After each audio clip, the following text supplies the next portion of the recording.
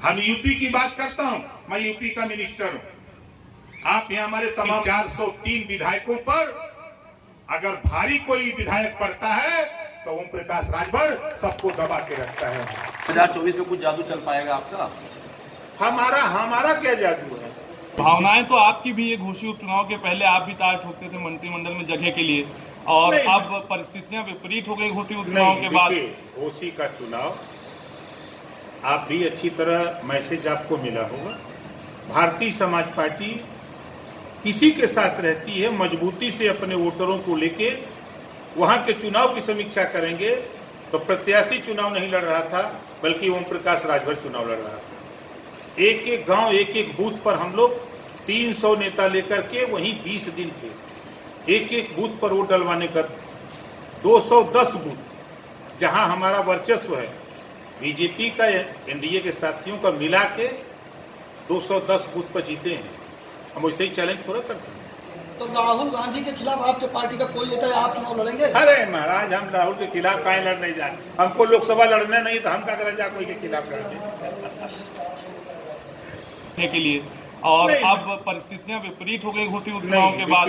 घोषी का चुनाव आप भी अच्छी तरह मैसेज आपको मिला होगा। भारतीय समाज पार्टी किसी के साथ रहती है, मजबूती से अपने वोटरों को लेके वहां के चुनाव की समीक्षा करेंगे। तो प्रत्याशी चुनाव नहीं लड़ रहा था, बल्कि ओम प्रकाश राजभर चुनाव लड़ रहा था। एक एक गांव, एक एक बूथ पर हम लोग 300 नेता लेकर के वहीं 20 दिन थे। एक एक बूथ पर वोट डलवाने का 210 बूथ जहां हमारा वर्चस्व है, बीजेपी का एनडीए के साथियों का मिला के 210 बूथ पर जीते हैं। हम वैसे ही चैलेंज थोड़ा करते हैं। और देखिए, चुनाव, लोकसभा का चुनाव देश के सवाल पे होता है और प्रदेश का चुनाव प्रदेश के सवाल पे।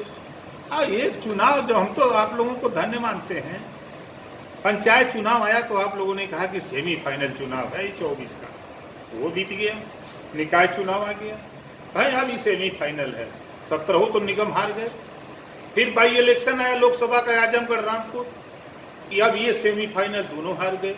फिर 2 चुनाव आया, फिर हार जीत हुई। फिर ये चुनाव आया।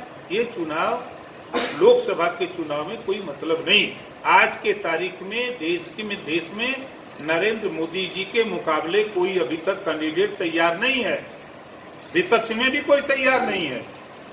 चाहे जो जितना चिल्ला ले, सब लोग तो कह रहे हैं कि हम, वो कौन हम, कैसे बनी बात? तो आखिर ये मोदी जादू की आप बात कर रहे हैं कि मोदी का वर्चस्व है, घोषी में क्यों नहीं देखने को मिला? कहाँ चूक हो गई? कहाँ चूक है? मोदी जी लड़ रहे थे वहाँ, आप ही ने कहा कि मोदी नहीं। ये देखिए, फिर आप लोगों को एक नशा है ना, आपको लोगों को पता चल जाएगा 24 में। तो 2024 में कुछ जादू चल पाएगा आपका? हमारा क्या जादू है? माननीय नरेंद्र मोदी जी का जादू चलेगा। हमने 14 के चुनाव में देखा कि प्रत्याशी नहीं लड़ रहा था, मोदी के नाम पर वोट मिल रहा था। 2019 को चुनाव को मैंने देखा कि वहाँ प्रत्याशी नहीं लड़ रहा था, मोदी जी लड़ रहे थे। वो देश का चुनाव था। अब आप एक छोटे से चुनाव को लेकर के परेशान हैं। परेशान मत होइए। आप जरा इतिहास को पढ़िए। आप देखिए, जब सपा और बसपा दोनों मिल के लड़े, दोनों के पास 2 लाख, 1.5 लाख, 2.5 लाख वोट एक पार्लियामेंट में है। दोनों अलग हो गए, दोनों मिल के लड़ रहे थे। 64 सीट जीती थी बीजेपी। अब दोनों अलग हो गए, तो विधा में दोनों गए, माया मिली नहीं। तो क्या मान के चले, आपके घर में मोदी हार गए? कहाँ? घोसी आपको नशा है? आपने कहा था कि एक चिट्ठी नहीं पड़ेगी, और घोसी में आपके घर में चुनाव। अच्छा, नहीं, अच्छा ये बताइए, चुनाव में निर्दल भी लड़ रहा था, वो भी कहा था कि हम डंके की चोट पर जीत रहे हैं। शिवपाल सिंह ने कहा कि ओपी राजभर समाजवादी पार्टी के एजेंट हैं, वो उनका प्रचार करने, स्टार प्रचारक के तौर पे वो गए तो समाजवादी पार्टी को ज़्यादा लाभ मिला। देखिए, माननीय शिवपाल यादव जी बड़े नेता हैं। शिवपाल जी के 3 बयान मैं बता रहा हूं।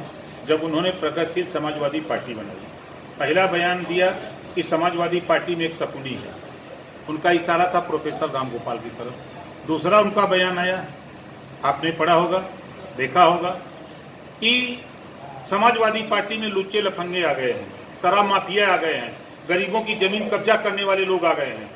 माननीय मुलायम सिंह यादव जी का बयान है कि देश में पहला नेता मैं हूं जिन्होंने अपने बेटे को मुख्यमंत्री बनाया और वो हमारा नहीं हुआ, और चाचा का शिवपाल का भी नहीं हुआ, वो देश में किसी का नहीं हो सकता है, ये माननीय मुलायम सिंह जी ने कहा है। वीडियो में अभी खोल के दिखा दूं। उस नेता की बात करते हैं जो अपने बाप का ना हो, अपने चाचा का ना हो, वो हमारे तो हो ही कहा। अच्छा, राहुल गांधी कहते हैं कि अगर भाजपा के लोग जहाँ वोट आ रहे हो वहाँ अडानी का नाम ले लो, भाग जाएंगे, क्या मानते हैं? हम तो बैठे हैं, नाव बीज दिया लीजिए। अच्छा, क्या लगता है आपने जिनको बताया कि ये ईस्ट इंडिया कंपनी यानी कि इंडिया गठबंधन, क्या इनके पास 2024 के चुनाव को लेकर क्या नहीं, हम यूपी में हैं, जमीनी मुद्दे हैं? हम यूपी में हैं। आप बताइए ईमानदारी से, केसीआर जी कई वोट दिलाएंगे यूपी में, ममता जी आके कई वोट दिलाएंगे, आकर के लालू जी कई वोट दिलाएंगे?